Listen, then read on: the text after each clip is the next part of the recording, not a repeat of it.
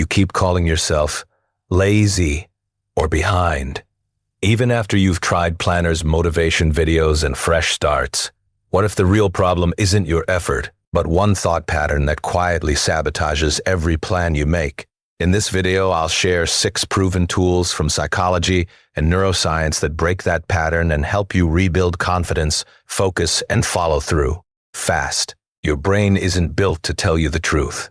It's built to keep you safe, even if that safety costs you growth. And the biggest mistake most people make is trying to fix their life while repeating the same harsh mental sentence that created the mess in the first place. A verdict about who they are. That verdict becomes a loop, and the loop becomes a lifestyle. By the end of this video, you'll know how to catch that sentence in real time, replace it with something accurate, and install tiny actions that prove you're in control again. Let's go. First, you need to see the thought pattern most people never fix. It isn't just negative thinking. It's turning a moment into a life sentence. It's that instant jump from "I messed up" to "I am a mess." From "I didn't follow through today" to "I'm not disciplined." That's identity language. And it feels like honesty, but it's actually a shortcut your brain uses to end the conversation. Here's why it's so powerful. Your brain loves simple stories because they reduce uncertainty. Uncertainty feels unsafe, so your mind grabs a label and calls it truth. And once you label yourself, your attention starts scanning for proof. To keep the story consistent, that's not you being broken. That's your brain trying to stabilize who you are. So here's how you break it, starting today. Step 1. Catch the verdict word. Listen for always, never, can't, and especially "I am." Those are the alarm bells. Step 2. Replace identity with behavior. Instead of "I'm inconsistent," say "I've been inconsistent." That's not a small change. That's a door opening. Step 3. Add a time frame. This week, lately, today. Now the problem is a moment, not a destiny.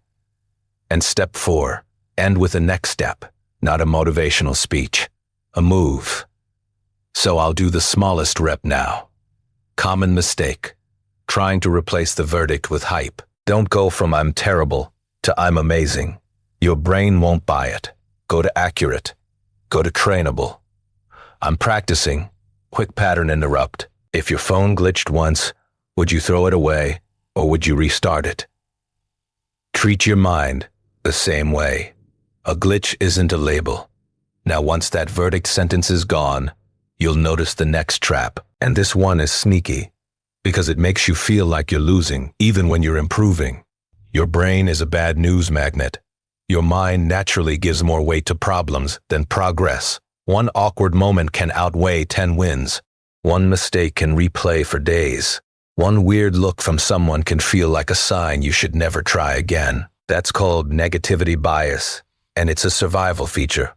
Your brain is wired to spot threats because, historically, missing a threat could be fatal. But today, it becomes a mental prison. Because your brain magnifies the negative and then tells you, "See, change isn't working. You're still you, so you quit early." Here's the fix. First, start a proof file. 1 sentence a day. Proof I'm improving is point, not a journal, not a novel, just one piece of evidence. Second, when you mess up, write, "Lesson learned is ... dot." That turns shame into data. Third, do a 10-second reframe. My brain is scanning for danger, not telling the truth. Fourth, take one tiny action immediately after the reframe. 1 message, 1 paragraph, 1 minute, because action is the fastest way to shrink fear. Common mistake, waiting until you feel positive. You won't. You act first, and the feeling follows. Now let me ask you this. If your brain only remembers the bad, how would you ever feel confident about the good? You wouldn't. That's why you need proof on paper, not just vibes in your head. And it gets even sneakier, because your brain doesn't just focus on the bad. It also cherry-picks evidence to match whatever story you're already telling. This is confirmation bias. It's the way your mind cherry-picks proof. If you believe "I'm not disciplined," Your brain spotlights every slip and edits out your effort. If you believe I always mess up, it replays your mistakes and skips over your recoveries. So you don't experience reality, you experience your brain's highlight reel. Let me ask you a real question. If your mind only shows you the clips that support your worst belief, how would you ever feel ready? Here's how you break the evidence trap. Step 1. Write the belief exactly as your brain says it. I am. Don't soften it, catch it clean. Step 2. Add one word that opens the cage. Lately. I've been inconsistent lately. That's still honest, but it's not permanent. Step 3. Force 2 counterexamples. 2 times you did show up, even if small. 2 moments you did follow through. 2 times you handled something hard. Your brain will try to say, those don't count, don't negotiate, just list. Step 4. Run a 24-hour experiment. Act like the disciplined version of you for one day. Then collect evidence, not feelings. Evidence. Common mistake, arguing with yourself in your head. Don't debate, collect data. Data beats drama. Now quick curiosity check. Even if you fix your thinking, you're still going to feel emotions when you step into something bigger.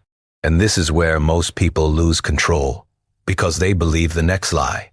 When you feel anxiety, your brain calls it a prediction, but most of the time, it's just a signal. You feel fear, and your brain says, that means something bad will happen. You feel shame, and your brain says, that means you're not enough. You feel tension, and your brain says, that means stop. That's the lie. Emotion is information, not a prophecy. So here's a tool that takes less than 10 seconds once you get good at it. Label the emotion, not analyze it, not explain it. Label it. I'm anxious. I'm disappointed. I'm embarrassed. I'm overwhelmed. When you name the feeling, you stop being trapped inside it. You move from reaction mode to regulation mode. Naming it turns down the alarm. Here's the 4-step reset. First, name it in one short sentence. I feel anxious.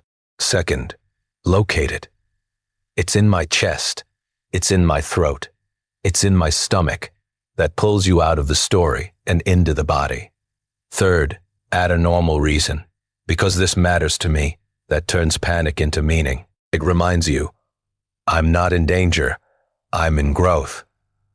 Fourth, choose the next tiny move, not the whole plan. 1 email, 1 paragraph, 1 minute, anything. Forward. And here's the spiral stopper sentence. Say it out loud the moment you start catastrophizing. This is a feeling, not a forecast. Feelings are loud. That doesn't make them accurate. Now you're calm enough to act, but your brain will try. Another trick. It'll say you need motivation first. You don't. If your goals depend on feeling like it, your brain will always find a reason to delay. That's why you can want something deeply and still not do it. So instead of relying on motivation, you preload a decision. You tie your action to a cue. You pick a situation that already happens, something reliable, and you attach a tiny action to it. That's an if-then plan. If X happens, then I do Y. It removes negotiation, because if your brain gets to negotiate in real time, it will always bring a reasonable excuse. For example, when I finish my coffee, I will write 5 lines. When I sit on my couch, I will do 2 minutes of stretching. When I open my laptop, I will work for 10 minutes before I check anything else. Now you might be thinking, but what if I miss a day? Good. Plan for that too. Here's how you set it up. First, choose one goal you've been stalling on. Just one. Don't turn this into a self-improvement shopping cart. Second, choose a cue that already exists in your day. After brushing teeth, after lunch, at a specific time, when you walk into a room. Third, make the action tiny. 2 minutes, 5 reps, 1 paragraph. A small action is not embarrassing. It's unstoppable. Fourth, add a rescue rule. If you miss today, tomorrow you do the tiny version. No guilt, no drama, because your brain loves turning one miss into I failed. and then it uses shame as a reason to quit. Pattern interrupt. You don't need a perfect streak. You need a fast recovery. Now, even with a plan, you'll hit a deeper layer, the identity layer. The moment your brain says, "That's not who we are," and the most dangerous sentence you can say is, "I'm just not that kind of person."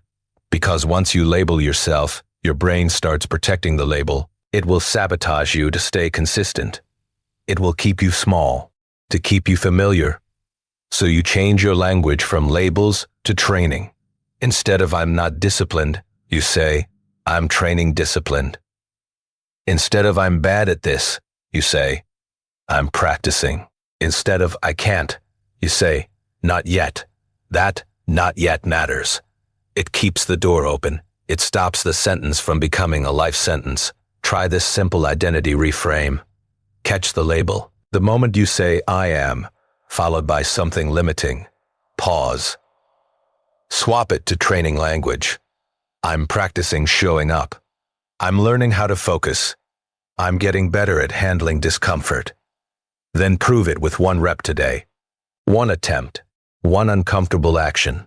Not because it's huge, but because it's evidence. Your identity isn't what you say, it's what you repeatedly do. Now we're at the core truth. Your brain lies with thoughts, but it controls you with patterns. Most of your day isn't decisions. It's default settings, and defaults don't care about your dreams. Your habits run like loops. There's a cue, then a routine, then a routine, then a reward. That's why you can end up scrolling without noticing. Your brain sees the cue, maybe boredom, maybe stress, maybe a notification. Then it runs the routine.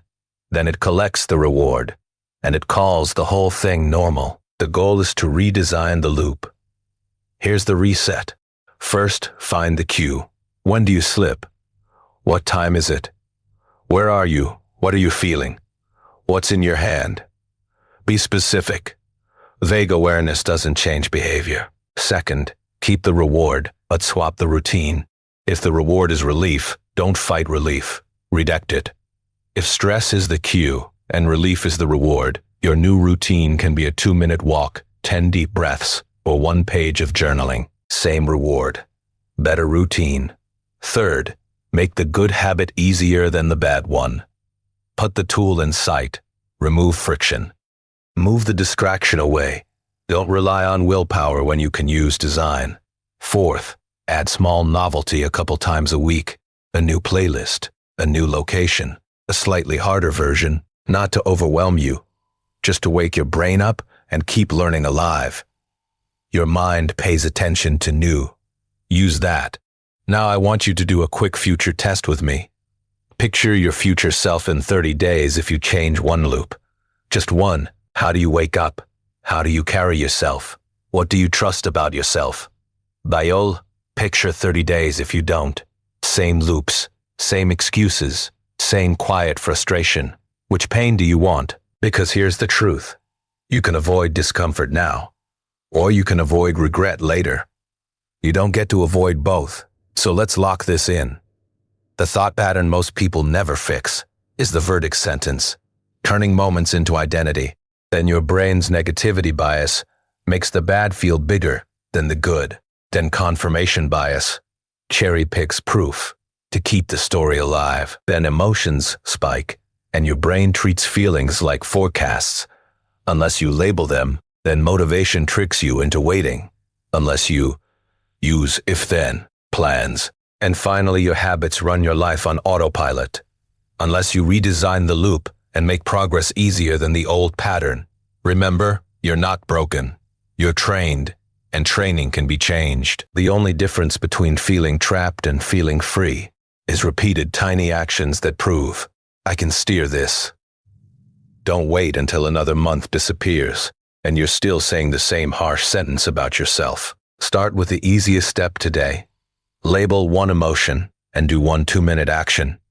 A week from now, you'll thank yourself. If you found this helpful, hit that like button, subscribe for more self-improvement breakdowns, and drop a comment telling me, what verdict sentence do you want to delete? First, to fear.